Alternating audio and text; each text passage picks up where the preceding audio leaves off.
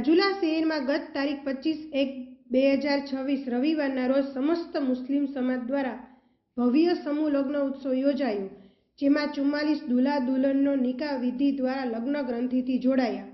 આ સમૂહ લગ્ન કાર્યક્રમમાં વિશ્વાસ એજ્યુકેશન એન્ડ ચેરિટેબલ ટ્રસ્ટ દ્વારા સમસ્ત મુસ્લિમ સમાજ રાજુલાના સહયોગથી આયોજિત કરવામાં આવ્યો છે।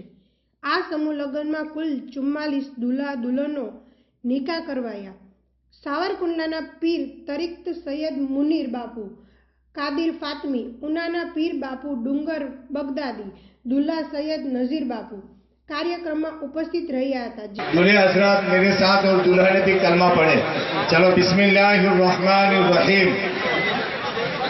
ला इलाहा इल्लल्लाहु मुहम्मद। कोई बोझ नहीं डाला।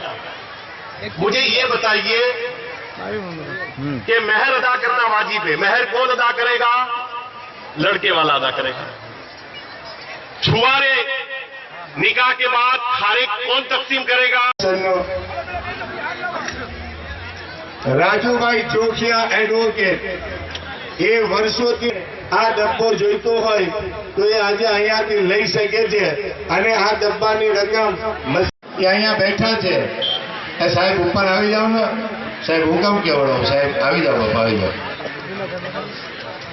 આરીફભાઈ જોખિયા ખર્ચો ઓછો થાય ને એ નિકાહ બરકત વાળા નિકાહ હોય છે।